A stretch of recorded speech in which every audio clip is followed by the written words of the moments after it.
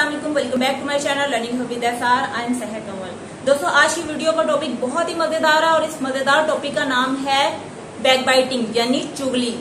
Narration, direct and indirect का दूसरा नाम अगर देखें तो चुगली ही है। मतलब कि डायरेक्ट बात जो एक ने दूसरे से की वो उसने उठा के तीसरे से कर दी, तो इस तरह से इस नरेशन को कहते हैं डायरेक्ट एंड इनडायरेक्ट। तो व्यूअर्स, अगर आपको डायरेक्ट एंड इनडायरेक्ट आज तक मुश्किल लगते आए हैं तो फिर इस वीडियो को देखने के बाद बहुत ही आसान लगने वाले हैं। और मेरा आपसे प्रॉमिस है, इस वीडियो को एंड तक देखिएगा। वीडियो को देखने के बाद आपको ये डायरेक्ट एंड इनडायरेक्ट भी बहुत ही आसान लगेंगे और बिल्कुल हलवे की तरह आप इसको सॉल्व कर सकेंगे। डायरेक्ट एंड इनडायरेक्ट होता क्या है, सबसे पहले हम ये समझेंगे। तो उसके लिए एक एग्जाम्पल है, ये है पिंकी और ये है डूडू। पिंकी ने डूडू से कहा कि मैं स्कूल नहीं जाऊंगी, मैं बीमार हूं। ये बात पिंकी ने डूडू से कही। ये बात का जो मोड है ये है डायरेक्ट। लेकिन डूडू जब स्कूल गया और स्कूल जाके टीचर को उसने बताया कि पिंकी बीमार है, वो स्कूल नहीं आएगी, तो यहाँ पर क्या हो गया, ये इनडायरेक्ट हो गया। क्यों हुआ इनडायरेक्ट? क्योंकि यहाँ पर पिंकी ने डायरेक्ट बात टीचर से नहीं की, बल्कि पिंकी का जो मसला है यानी वो बीमार है, इसका पैगाम डूडू ने टीचर तक पहुंचाया। जो इनके दरमियान में मोड ऑफ कन्वेंस है वो डूडू है। तो डूडू ने टीचर को बताया कि पिंकी बीमार है। अब डूडू टीचर को ये तो नहीं कहेगा कि पिंकी ने मुझे कहा मैं बीमार हूं। पिंकी ने मुझे बताया कि मैं बीमार हूं, स्कूल नहीं आऊंगी। यहां देखें, मैं बीमार हूं, ये तो पिंकी ने डूडू को बताया। लेकिन अब टीचर से जब उसने कहना है तो यहाँ पर आएगा लॉजिकल वे से अगर देखें तो यहाँ पे क्या होगा, पिंकी ने मुझे बताया कि वो बीमार है, वो स्कूल नहीं आएगी।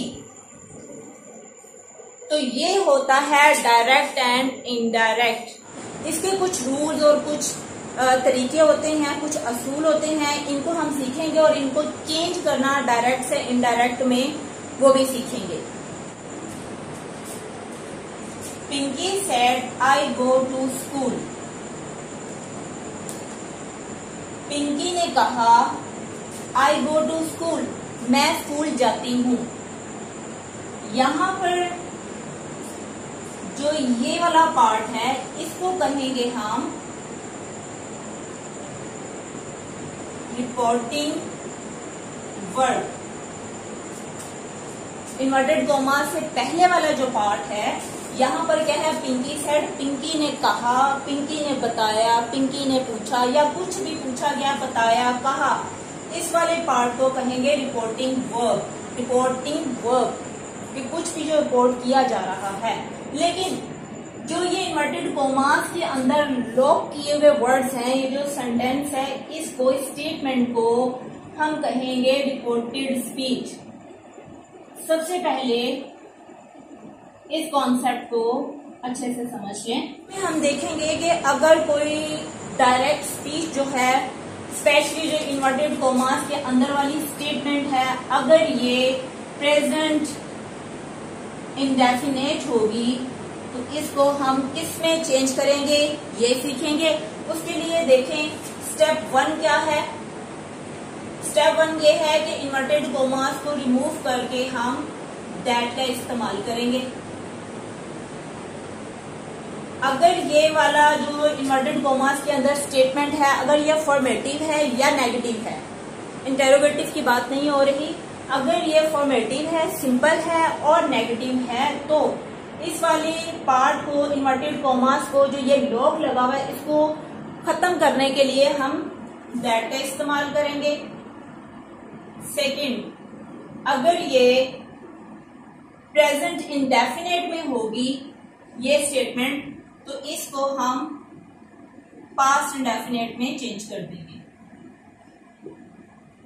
थर्ड स्टेप क्या है कि जो ये सब्जेक्ट है इसको हम लॉजिकली देखेंगे कि ये हम किस तरह से चेंज करेंगे। इसको हम रिपोर्टिंग वर्ब के मुताबिक, इसके सब्जेक्ट के मुताबिक देखेंगे, सब्जेक्ट को चेंज करना देखेंगे।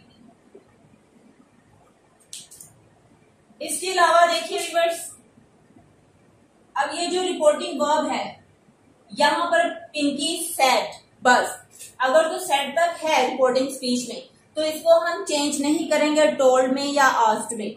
लेकिन अगर इससे आगे मजीद टू, मी या कुछ भी होता, मीन्स के इसका ऑब्जेक्ट होता, तो फिर हम इसको चेंज करते। लेकिन क्योंकि यहाँ पर बहुत ही सिंपली उन्होंने जस्ट सेड तक ही इसको रखा है, तो लिहाजा हम इसको इनडायरेक्ट बनाते हुए भी सेड का इस्तेमाल ही करेंगे, इसको चेंज नहीं करेंगे।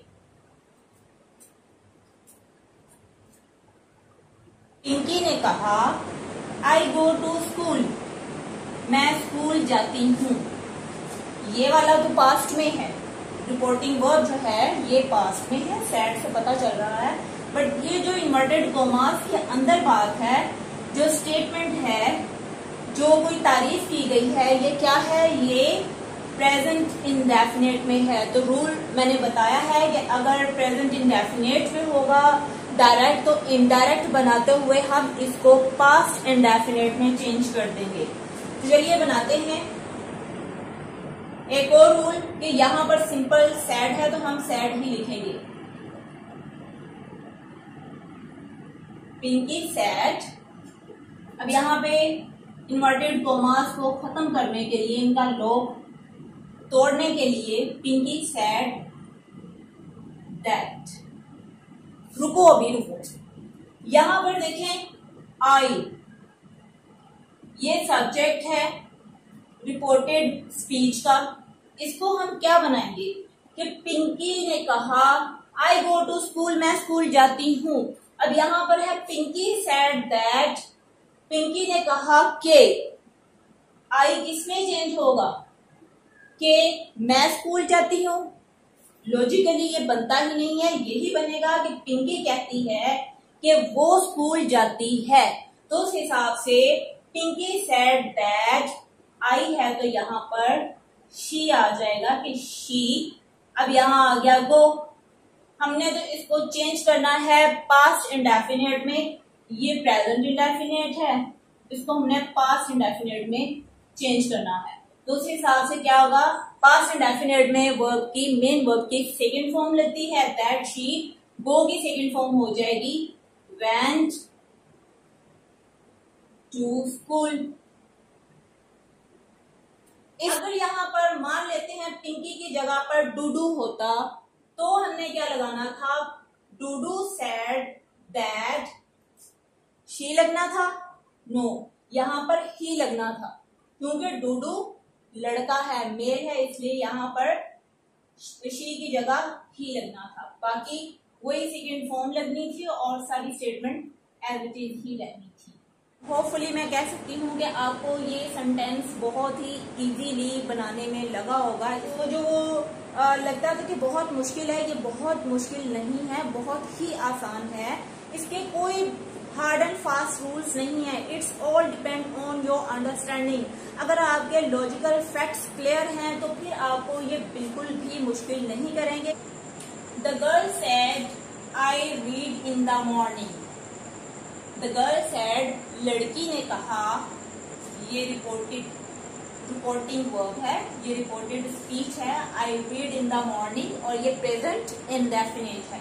जी हाँ, इसको सॉल्व करते हैं। जैसे मैंने आपको बताया कि इसके चंद स्टेप हैं, उन स्टेप्स को अगर आप उन्हीं ट्रिक्स को इस्तेमाल करेंगे तो ये बहुत ही आसान लगेगा। चलिए बनाते हैं। द गर्ल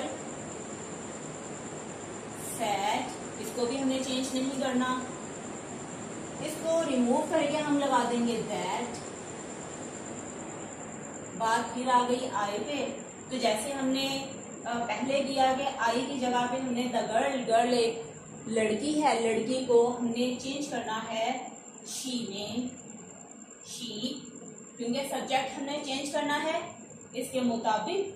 तो the girl said that she, यहाँ पर जो फॉर्म लगनी है ये प्रेजेंट इंडेफिनिट है, तो पास्ट इंडेफिनिट में सेकंड फॉर्म लगती है, तो ये रीड की सेकंड फॉर्म भी रीड ही है, लेकिन पढ़ने में ये रेड होगा। She read in the morning. जी व्यूअर्स, मजा आया कि नहीं आया? इजीली कर लिया ना? सेम हमने कुछ ट्रिक्स को फॉलो किया और हमारा एकदम एग्जैक्ट आंसर इसका हो गया। ऐसे क्वेश्चंस को अगर हम इन ट्रिक्स को फॉलो करते हुए सॉल्व करेंगे तो 100% हमारा एक्यूरेट आंसर होगा। Next example, they said they play football. They said, उन्होंने कहा, यहाँ पर बहुत ज्यादा लोग हैं, 2, 3, 4, ज्यादा भी हो सकते हैं। They said they play football, इसको भी कर लेते हैं। व्यूअर्स, ये सारा आपके अंडरस्टैंडिंग लेवल पर है और अंडरस्टैंडिंग लेवल आपका बहुत अच्छा है, तो आपको ये बहुत ही आसान लगेंगे। दे सेड,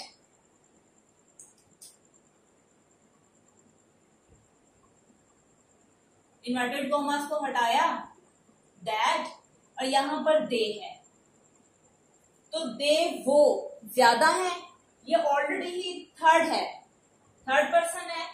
दे वो सब, वो कहते हैं कि वो फुटबॉल खेलते हैं। यहां पर देखें तो ये दे जो है ये चेंज नहीं होगा क्योंकि इसका सब्जेक्ट जो रिपोर्टिंग वर्ब में है वो भी दे ही है। तो they said that they,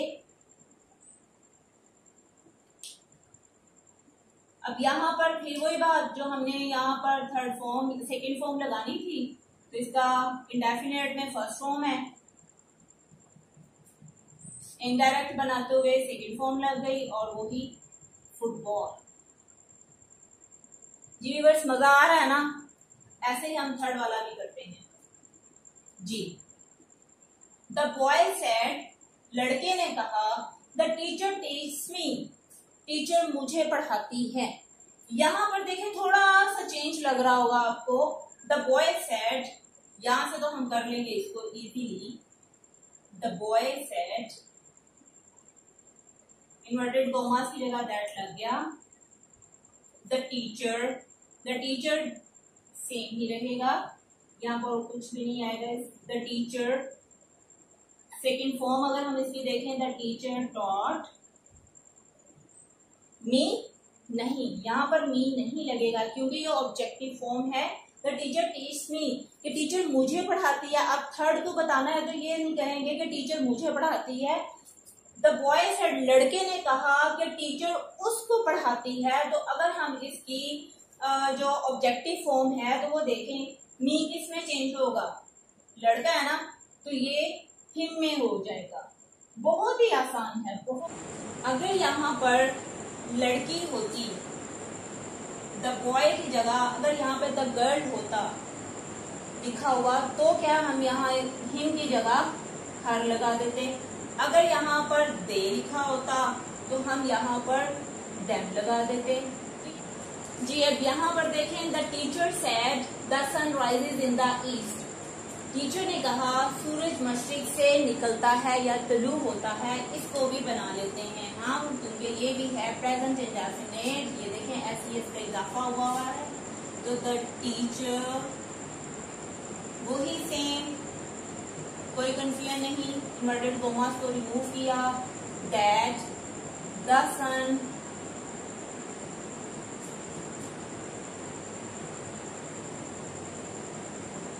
rises in the east। अब आप लोग सोच रहे होंगे टीचर आपने तो ये गलत लिख दिया, राइजेस लिख दिया, ये तो प्रेजेंट इंडेफिनिट में है, आपने तो इसको सेकंड फॉर्म में चेंज करना था। तो आप ये गलत सोच रहे हैं, ऐसा बिल्कुल भी नहीं है क्योंकि ये सेंटेंस एक यूनिवर्सल ट्रुथ पे डिपेंड सेंटेंस है। ये जो डायरेक्ट स्पीच बताई गई है ये यूनिवर्सल फैक्ट है। ऐसे सेंटेंस को यूनिवर्सल ट्रूथ बेस पे हो उन्हें हम चेंज नहीं करते, वहां जस्ट हम दैट लगाकर इन्वर्टेड कॉमास को रिमूव करेंगे और बाकी की जो स्टेटमेंट है वो एज इट इज ही रहेगी। The sun rise in the east, इसके अंदर बिल्कुल भी कोई चेंज नहीं करेंगे। एक और देखें, माय फादर सेड दैट, अब यहां भी देख लें, honesty is the best policy, तो क्या है, ये भी एक यूनिवर्सल फैक्ट है और इसको हम सब एक्सेप्ट करते हैं, तो यहाँ पर इसका जो इनडायरेक्ट होगा वो सेम ही होगा, honesty is the best policy. जी फ्रेंड्स, एग्जाम्स में कुछ क्वेश्चंस, कुछ डायरेक्ट नरेशंस इस तरह के भी मिलती हैं, लाइक माई फ्रेंड सेड, मेरे दोस्त ने कहा, he wants to come now, ये प्रेजेंट इंडेफिनिट है, यहाँ से हमें पता चल गया। तो अब हम इसको जब इनडायरेक्ट में कन्वर्ट करेंगे तो क्या होगा, my friend said as it is ही आ जाएगा, इन्वर्टेड कॉमास को रिमूव करके दैट आ गया। माई फ्रेंड सेड दैट, यहाँ पर है ही सब्जेक्ट, तो ये एक थर्ड पर्सन प्रोनाउन है, तो इसको हम चेंज नहीं करेंगे, ये ही रहेगा। दैट ही, अब इसको हमने चेंज करना है सेकंड फॉर्म में, क्योंकि हम पास्ट इंडेफिनिट में चेंज कर रहे हैं, तो he wanted to come now की जगह अब हम क्या लगा देंगे, देन।